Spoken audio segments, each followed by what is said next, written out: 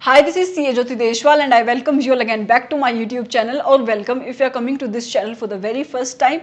I hope that you all are doing great. In this particular class, we are going to revise a very important standard that is essay number 402. Right, बहुत ही important standard है लेकिन फिर भी थोड़ा सा मुश्किल है और बहुत ज़्यादा confusing standard लगता है बच्चों को ये. लेकिन जिस वे से हम इस standard को इस क्लास में कवर करेंगे, मेरी कोशिश है कि आपके लिए ये स्टैंडर्ड ईजी होना चाहिए और जितना भी हम मैक्सिमम कंसेप्ट हैं इस स्टैंडर्ड के, उस स्टैंडर्ड के उन कंसेप्ट को इस पर्टिकुलर क्लास में रिवाइज करने की कोशिश करेंगे. स्टैंडर्ड बात क्या करता है? तो स्टैंडर्ड बताता है कि आपके ऑडिटर की रिस्पॉन्सिबिलिटी क्या होगी उस सिचुएशन में जब वो एक ऐसी एंटिटी की ऑडिट कर रहा है जो एंटिटी यूज करती है किसी सर्विस ऑर्गेनाइजेशन को किसी एक पर्टिकुलर फंक्शन के लिए. इस स्टैंडर्ड में आपकी ऑडिटर की रिस्पॉन्सिबिलिटी को समझने से पहले सबसे पहले हम बेसिक अंडरस्टैंडिंग ले लेते हैं उन टर्म्स की जो इस स्टैंडर्ड में यूज होंगे. और उन टर्म्स की अंडरस्टैंडिंग लेने के लिए मैं आपको बताऊंगी एक एग्जांपल. राइट, मान लो कि आपको अपॉइंट किया गया है रिलायंस लिमिटेड का ऑडिटर. किसका ऑडिटर? रिलायंस लिमिटेड का ऑडिटर. और रिलायंस लिमिटेड अपने एक फंक्शन को जो है एडमिन और एचआर का फंक्शन, उस फंक्शन की आउटसोर्सिंग करती है किसी और कंपनी को जिसका नाम है एस लिमिटेड. और एस लिमिटेड भी इस फंक्शन को फर्दर आउटसोर्स करती है किसी और कंपनी को जिसका नाम है एस एस लिमिटेड. तो इस पर्टिकुलर सिनेरियो में रिलायंस लिमिटेड को इस स्टैंडर्ड में बोला जाएगा यूजर एंटिटी और जो रिलायंस लिमिटेड का ऑडिटर होगा उसे बोला जाएगा यूजर ऑडिटर. मतलब हमारे एग्जांपल में आप हुए यूजर ऑडिटर. और जिस एंटिटी को रिलायंस कंपनी ने अपना एडमिन और एचआर का फंक्शन आउटसोर्स किया हुआ है उसको बोला जाएगा इस स्टैंडर्ड में सर्विस ऑर्गेनाइजेशन. और सर्विस ऑर्गेनाइजेशन के ऑडिटर को बोला जाएगा सर्विस ऑडिटर. और जिस एंटिटी को आपकी इस सर्विस ऑर्गेनाइजेशन ने फर्दर एचआर के फंक्शन को आउटसोर्स किया है स्टैंडर्ड में उसे बोला जाएगा सब सर्विस ऑर्गेनाइजेशन. अब ट्राई टू अंडरस्टैंड कि ये खिचड़ी है क्या. सुनो मेरी बात. अब आपका जो स्टैंडर्ड है सबसे पहले वो एप्लीकेबल किसके ऊपर होता है? तो आपका स्टैंडर्ड एप्लीकेबल होता है यूजर ऑडिटर के ऊपर. मतलब एक ऐसे एंटिटी के ऑडिटर के ऊपर जो एंटिटी अपने किसी एक पर्टिकुलर फंक्शन को आउटसोर्स करती है किसी सर्विस ऑर्गेनाइजेशन को. और अगर आपकी एंटिटी ने अपने किसी एक फंक्शन को किसी सर्विस ऑर्गेनाइजेशन को आउटसोर्स किया हुआ है और क्योंकि आपके ऑडिटर को कंफर्ट लेना पड़ता है financial statement as a whole, उसका ओपिनियन उसको देना पड़ता है कि क्या financial statement as a whole are free from material misstatement और नॉट. और उसके एज अ होल में वो फंक्शन भी आता है जो किसी और एंटिटी को आपकी एंटिटी ने आउटसोर्स किया हुआ है. तो आपके ऑडिटर को उस फंक्शन के ऊपर भी कंफर्ट लेना है कि क्या उस फंक्शन के अंदर कोई मिसस्टेटमेंट है या नहीं, वहां पे इंटरनल कंट्रोल्स कैसे हैं, उस फंक्शन में रिस्क ऑफ मटेरियल मिसस्टेटमेंट कैसा है. अब क्योंकि वो फंक्शन आपकी एंटिटी के पास नहीं है तो आपका ऑडिटर सर्विस ऑर्गेनाइजेशन पे लगे हुए इंटरनल कंट्रोल्स की अंडरस्टैंडिंग लेता है, वहां पे भी रिस्क की असेसमेंट करता है. तो ये जो स्टैंडर्ड की रिक्वायरमेंट है वो एप्लीकेबल होती है यूजर ऑडिटर के ऊपर. राइट, अब क्योंकि सर्विस ऑर्गेनाइजेशन भी एक ऑर्गेनाइजेशन है तो वहां पे भी क्या होगा, कोई ना कोई ऑडिटर होगा. तो इस केस में जो आपकी सर्विस ऑर्गेनाइजेशन का ऑडिटर होगा उसको कहते हैं सर्विस ऑडिटर. और आपका यूजर ऑडिटर चाहे तो इस सर्विस ऑर्गेनाइजेशन के ऑडिटर की रिपोर्ट को यूज कर सकता है सर्विस ऑर्गेनाइजेशन पे लगे हुए इंटरनल कंट्रोल के ऊपर कंफर्ट लेने के लिए. और जिस रिपोर्ट को आपका यूजर ऑडिटर ऑब्टेन करता है सर्विस ऑडिटर से वो दो टाइप की हो सकती हैं. या तो वो टाइप 1 रिपोर्ट हो सकती है या तो वो टाइप 2 रिपोर्ट हो सकती है.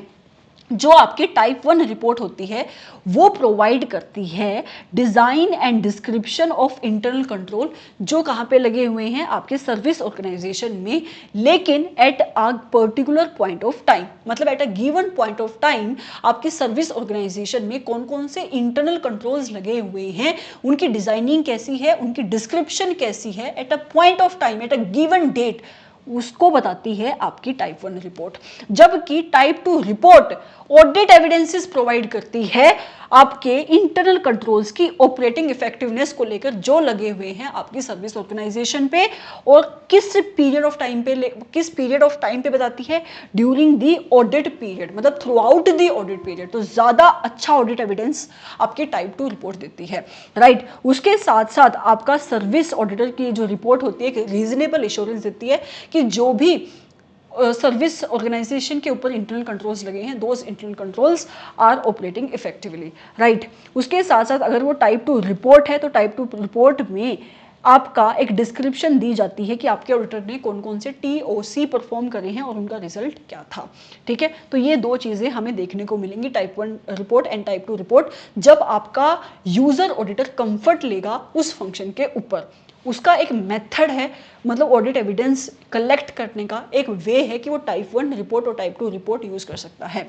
उसके बाद दो चीज़ें और हमें इस वाले स्टैंडर्ड में देखने को मिलेगी, दैट इज इंक्लूसिव मेथड और carve out method of reporting. अभी ये क्या है, अगर आपकी सर्विस ऑर्गेनाइजेशन, जैसे मैंने एग्जांपल दिया एस लिमिटेड, वो फर्दर अपने इस पर्टिकुलर फंक्शन को किसी और को आउटसोर्स कर देती है, उसको कहते हैं सब सर्विस ऑर्गेनाइजेशन।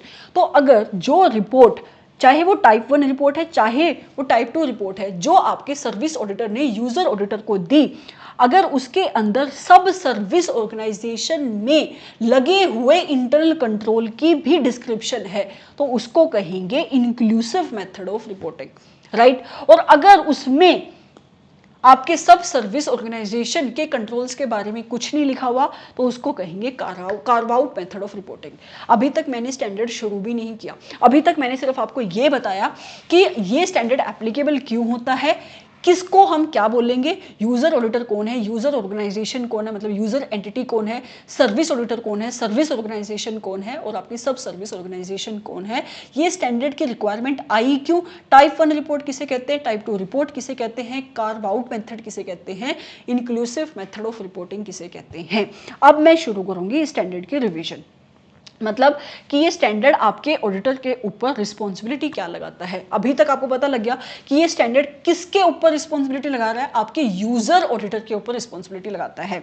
तो ऑब्जेक्टिव क्या है आपके ऑडिटर का, तो स्टैंडर्ड कहता है कि ऑडिटर तुम्हारा ऑब्जेक्टिव है कि तुम्हें अंडरस्टैंडिंग ऑब्टेन करनी है about the nature and the significance of the services which are provided by service organisation, कि जो सर्विस ऑर्गेनाइजेशन तुम्हें सर्विस प्रोवाइड कर रही हैं उन सर्विसेज का नेचर कैसा है और उन सर्विस की सिग्निफिकेंस क्या है तुम्हारी एंटिटी के लिए। उसके साथ साथ तुम्हें एसेस करना है कि इन सर्विसेज का तुम्हारी एंटिटी के इंटरनल कंट्रोल्स के ऊपर क्या इफेक्ट पड़ रहा है जब तुम अपने रिस्क की असेसमेंट करोगे, और तुम्हें डिजाइन करने पड़ेंगे और परफॉर्म करने पड़ेंगे ऑडिट प्रोसीजर्स, जिसको तुम कहते हो responses on the basis of risk identified. तो ये आपके ऑडिटर के ऑब्जेक्टिव हैं एज पर एसए नंबर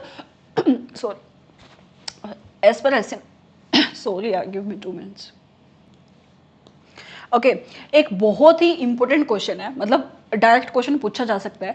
हमने ऊपर अभी क्या देखा कि आपके ऑडिटर की ऑब्जेक्टिव ये है कि उसको अंडरस्टैंडिंग ऑब्टेन करनी कि नेचर क्या है उन सर्विसेज का, जो सर्विसेज आपकी ऑर्गेनाइजेशन ने आउटसोर्स करी हुई है, और उसकी रेलिवेंस क्या है, उनकी सिग्निफिकेंस क्या है। तो ये क्वेश्चन है कि कब बोला जाएगा जो सर्विसेज आपकी यूजर एंटिटी ने आउटसोर्स करी हैं आपकी सर्विस ऑर्गेनाइजेशन को, कि वो सर्विसेज आपकी यूजर एंटिटी के लिए रेलिवेंट है। तो कब बोला जाएगा, तो क्वेश्चन कहता है कि उन सर्विसेज को तब बोला जाएगा कि वो रेलिवेंट है आपकी यूजर एंटिटी के लिए if these services affect the classes of transaction of user entity which are relevant to the user entity. मतलब अगर ये आपकी यूजर एंटिटी की उन क्लास ऑफ ट्रांजैक्शंस को इफेक्ट करती हैं जो आपकी एंटिटी के लिए रेलिवेंट है, तो इन सर्विसेज को रेलिवेंट बोला जाएगा। उसके साथ साथ अगर ये आपकी एंटिटी के प्रोसीजर्स को इफेक्ट करती हैं, चाहे वो IT है, चाहे वो IT बेस्ड प्रोसीजर्स है, चाहे वो मैनुअल बेस्ड प्रोसीजर्स हैं, जिन प्रोसीजर्स को यूज करके आपकी एंटिटी अपनी ट्रांजैक्शन की इनिशिएशन करती है, उनको रिकॉर्ड करती है अपनी बुक्स ऑफ अकाउंट में, तो इन सर्विसेज को बोला जाएगा कि ये सर्विसेज आपकी यूजर एंटिटी के लिए रेलिवेंट सर्विसेज हैं। या फिर ये अफेक्ट करती है आपकी एंटिटी के अकाउंटिंग रिकॉर्ड्स को, उसकी इंफॉर्मेशन को, तो भी इन सर्विसेज को बोला जाएगा रेलिवेंट सर्विसेज। या फिर जिस वे से आपकी यूजर एंटिटी कैप्चर करती है उस इंफॉर्मेशन को, जो इंफॉर्मेशन आपके फाइनेंशियल स्टेटमेंट के लिए रेलिवेंट नहीं है, अगर ये सर्विसेज उस प्रोसेस को उस वे को अफेक्ट करती है, तो भी इन सर्विसेज को बोला जाएगा आपकी रेलिवेंट सर्विसेज। अगर ये सर्विसेज अफेक्ट करती है आपकी एंटिटी की फाइनेंशियल रिपोर्टिंग प्रोसेस को, तो भी इन्हें रेलिवेंट सर्विसेज बोला जाएगा। या फिर ये सर्विसेज अफेक्ट करती है इंटरनल कंट्रोल जो आपकी ऑर्गेनाइजेशन ने लगाए हैं जर्नल एंट्रीज के अराउंड, तो भी इनको रेलिवेंट सर्विसेज बोला जाएगा। तो नंबर 1, इनको कब रेलिवेंट बोला जाएगा? अगर ये अफेक्ट करती हैं आपकी क्लासेस ऑफ ट्रांजेक्शन को, उन ट्रांजेक्शंस को जो आपकी एंटिटी के लिए रेलिवेंट है, इनको बोला जाएगा आपकी रेलिवेंट सर्विसेज। अगर ये अफेक्ट करती है उन प्रोसीजर्स को, जिन प्रोसीजर्स को यूज करके आपकी एंटिटी अपनी ट्रांजैक्शन को रिकॉर्ड करती है, इनिशिएट करती है, तो इन सर्विसेज को बोला जाएगा रेलिवेंट सर्विसेज। अगर ये ट्रांजैक्शंस, ये सर्विसेज अफेक्ट करती हैं उन इंटरनल कंट्रोल्स को जो आपके ऑर्गेनाइजेशन ने जर्नल एंट्रीज के अराउंड लगाए हैं, तो भी इनको बोला जाएगा रेलिवेंट सर्विसेज। अगर ये आपकी एंटिटी की financial reporting framework, financial reporting process को अफेक्ट करती है, तो भी इन्हें रेलिवेंट बोला जाएगा। अगर ये आपकी एंटिटी के अकाउंटिंग रिकॉर्ड स्पेसिफिक इंफॉर्मेशन को अफेक्ट करती हैं, तो भी इन्हें क्या बोला जाएगा? आपकी रेलिवेंट सर्विसेज। मैं बार बार बोलती हूँ रेलिवेंट सर्विसेज, ताकि जब ये क्वेश्चन आए आपके दिमाग में ये पॉइंट आनी चाहिए, ठीक है। Moving forward to next question, मैं बता चुकी हूँ आपका मीनिंग क्या है टाइप 1 एंड टाइप 2 रिपोर्ट का, तो इसको यहाँ पे हम नहीं दोबारा से पढ़ेंगे। फिर आता है ऐसे नंबर 402, आपके ऑडिटर के ऊपर क्या रिक्वायरमेंट लगाता है। तो स्टैंडर्ड कहता है कि ऑडिटर, अगर तुम्हें अपना ऊपर दिया हुआ ऑब्जेक्टिव अचीव करना है, तो तुम्हें सबसे पहले क्या करना पड़ेगा?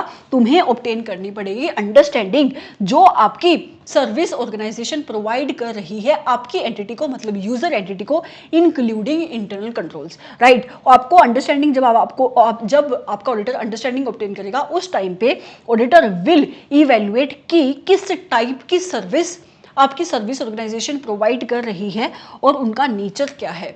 दूसरा, आपका nature and materiality of accounting process and financial reporting processes which are affected by service organisation, कि जो सर्विस आपकी सर्विस ऑर्गेनाइजेशन प्रोवाइड कर रही है वो आपकी किस अकाउंटिंग प्रोसेस को, किस फाइनेंशियल रिपोर्टिंग को अफेक्ट करती हैं, उस फाइनेंशियल रिपोर्टिंग का नेचर क्या है और वो कितनी रेलिवेंट है आपके लिए।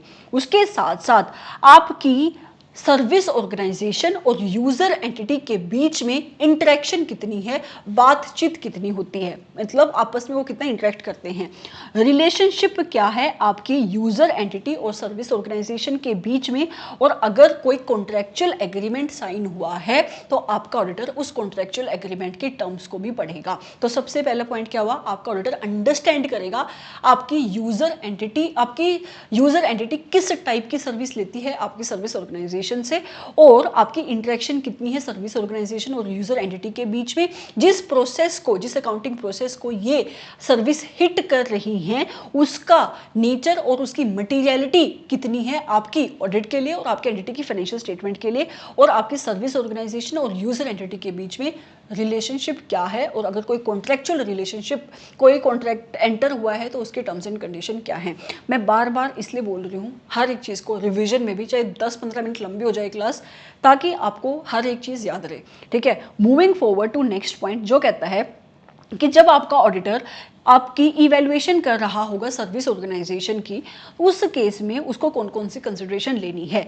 तो स्टैंडर्ड कहता है auditor shall evaluate whether an understanding has been obtained in relation to the services provided by service organisation, कि क्या मैंने एक अंडरस्टैंडिंग ऑब्टेन कर ली है उन सर्विसेज को लेकर जो मेरी सर्विस ऑर्गेनाइजेशन यूजर एंटिटी को प्रोवाइड करती है। अगर कर ली है तो उसकी सिग्निफिकेंस क्या है in order to assess the risk of material misstatement, क्योंकि उसको क्या करना है, रिस्क की असेसमेंट करनी है, तो उसको क्या ऑब्टेन करनी पड़ेगी, एक अंडरस्टैंडिंग। अगर उसको कोई भी सफिशिएंट एविडेंसेस नहीं मिले हैं about the services which are provided by service organisation, उस केस में स्टैंडर्ड कहता है कि आपका ऑडिटर कंफर्ट लेने के लिए, किसके ऊपर कंफर्ट लेने के लिए, किस रिलेशन में ऑडिट एविडेंसेस लेने के लिए जो इंटरनल कंट्रोल आपकी सर्विस ऑर्गेनाइजेशन पे लगे हैं, उस केस में या तो वो ऑब्टेन कर सकता है टाइप 1 रिपोर्ट, या तो ऑब्टेन कर सकता है टाइप 2 रिपोर्ट, या फिर वो कॉन्टैक्ट कर सकता है आपकी सर्विस ऑर्गेनाइजेशन को कि मुझे जो भी उसको रेलिवेंट इन्फॉर्मेशन चाहिए वो आपकी सर्विस ऑर्गेनाइजेशन को कॉन्टैक्ट करके वो इन्फॉर्मेशन मांग सकता है, या फिर वो सर्विस ऑर्गेनाइजेशन को विजिट कर सकता है फिजिकली जाके,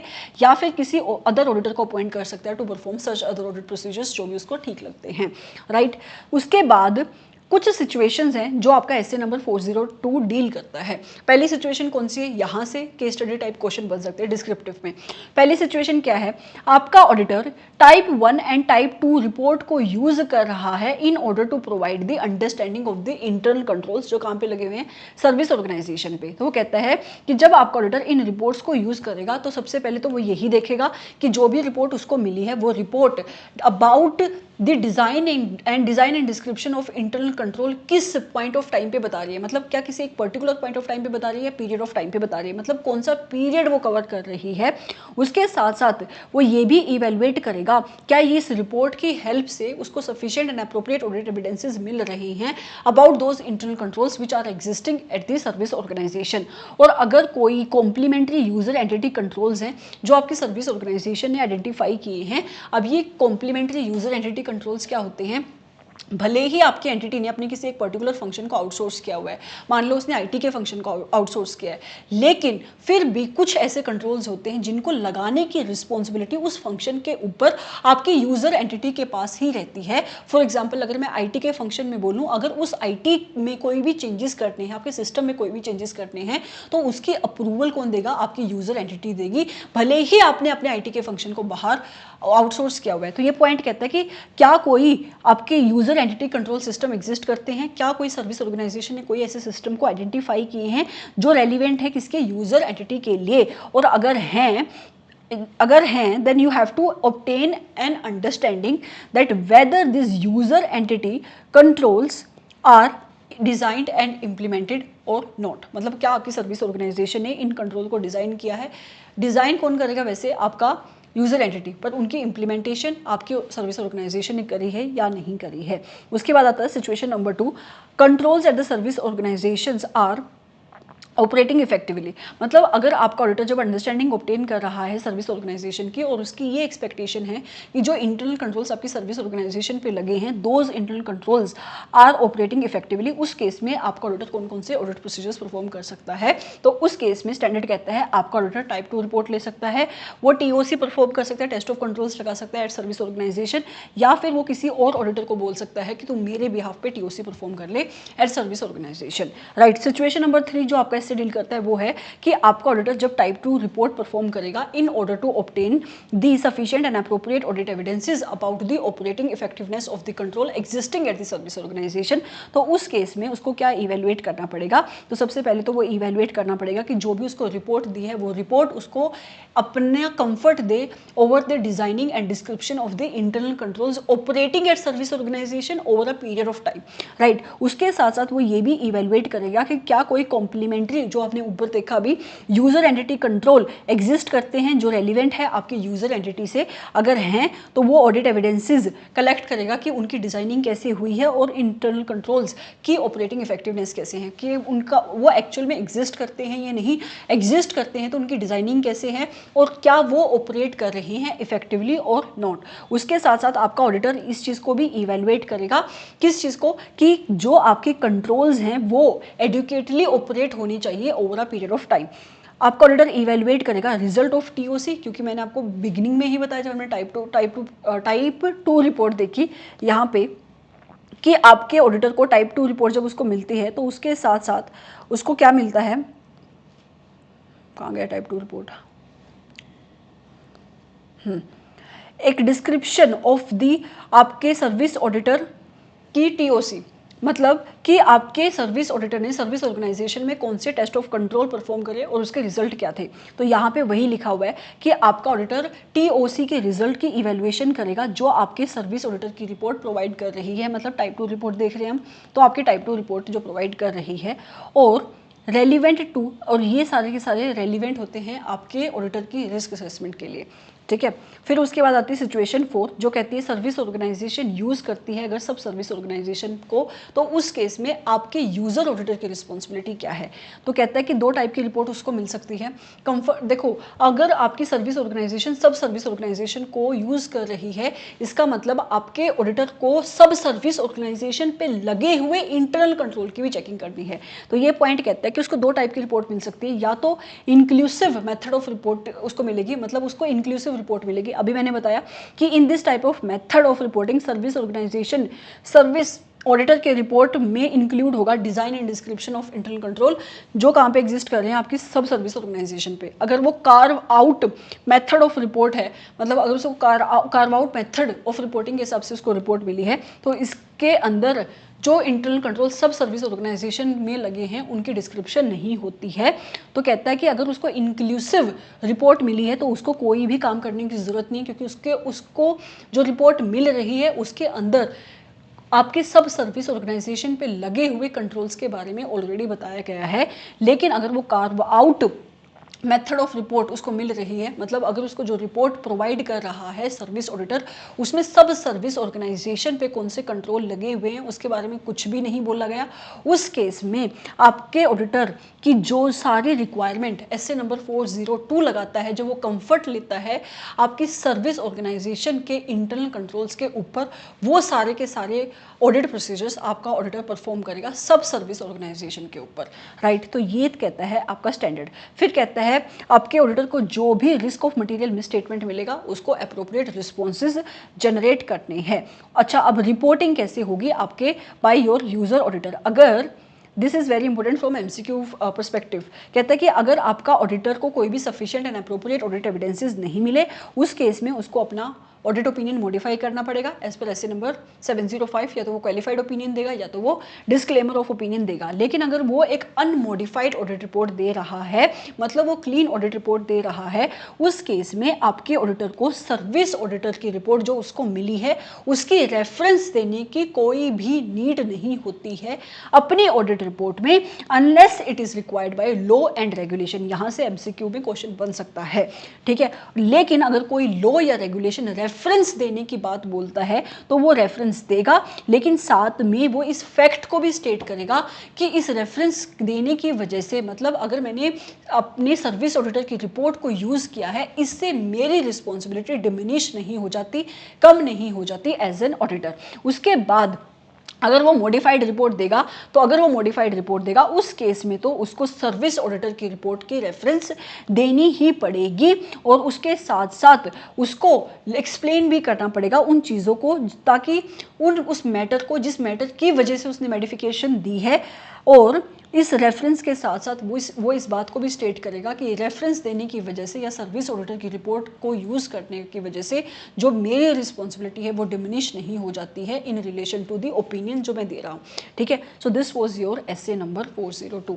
आई एम 100% श्योर कि आपको अभी भी कन्फ्यूजन होगी स्टैंडर्ड में, क्योंकि ये स्टैंडर्ड है ही कन्फ्यूजिंग स्टैंडर्ड, है ही एक कन्फ्यूजिंग स्टैंडर्ड। आप इस स्टैंडर्ड को कैसे पढ़ो, सबसे पहले आप इंट्रोडक्शन पार्ट देखो, ठीक है। फिर आप ये समझो कि सब सर्विस ऑर्गेनाइजेशन सीन में है ही नहीं, आपके यूजर ऑडिटर को सर्विस ऑर्गेनाइजेशन पे लगे हुए इंटरनल कंट्रोल्स के ऊपर कंफर्ट लेना है, तो वो कौन कौन से ऑडिट प्रोसीजर्स परफॉर्म करेगा, ठीक है। वहाँ पे सिचुएशंस हैं अलग अलग। फिर उसके बाद अगर सब सर्विस ऑर्गेनाइजेशन भी सीन में है तो उसको दो टाइप की रिपोर्ट दी जा सकती है, या तो इंक्लूसिव रिपोर्ट या तो carve out report.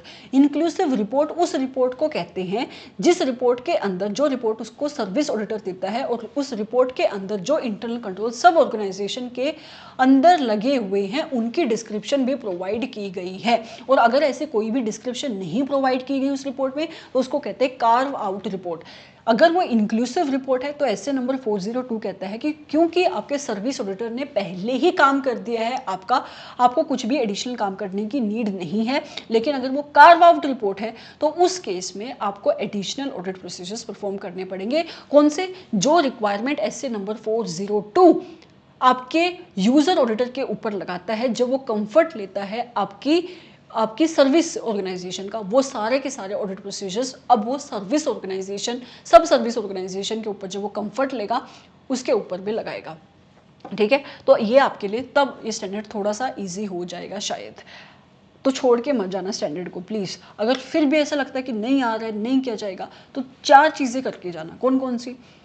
Type 1 report किसे कहते हैं, टाइप 2 रिपोर्ट किसे कहते हैं, कार्व आउट रिपोर्ट किसे कहते हैं, और आपकी इंक्लूसिव रिपोर्ट किसे कहते हैं। ऑल्दो मैं रिकमेंड नहीं करूँगी, और ये बाद में जो रिपोर्टिंग वाला पॉइंट मैंने आपको बताया कि अगर वो क्लीन रिपोर्ट देता है तो क्या बोलेगा, अगर वो मॉडिफाइड रिपोर्ट देता है तो क्या बोलेगा, अगर if is not able to obtain sufficient and appropriate audit evidences तो वो रिपोर्ट कैसे देगा। तो इतना आप कर लेना अगर नहीं आपसे हो रहा है, क्योंकि बहुत सारे बच्चों को ये स्टैंडर्ड नहीं समझ में आता है, ठीक है, मैंने कोशिश करी कि जितना कम कन्फ्यूजिंग आपके लिए लग सके कम टाइम में, उतना कम कन्फ्यूजिंग मैं बना सकूं। But I am not sure कि आपको कितनी कन्फ्यूजन क्रिएट हुई होगी। रेगुलर क्लास नहीं है, बट मैं टुकड़ों में तोड़ तोड़ के आपको याद करा देती। आई होप कि आपको ये क्लास अच्छी लगी है। आपको कोई भी वीडियो अच्छी लगती है, मुझे नहीं पता मैं बोलती हूँ इस बात को नहीं बोलती हूँ, please don't forget to like the video, share the video, subscribe to this channel if you have not as of yet, क्योंकि इस चैनल की रीच बढ़ेगी जितना आप इस चैनल को प्यार दोगे, और उतना ज़्यादा ये चैनल रीच हो पाएगा बाकी बच्चों तक। So thank you so much, have a great day और नाइट, जिस भी टाइम पे आप इस वीडियो को देख रहे हो। Bye bye.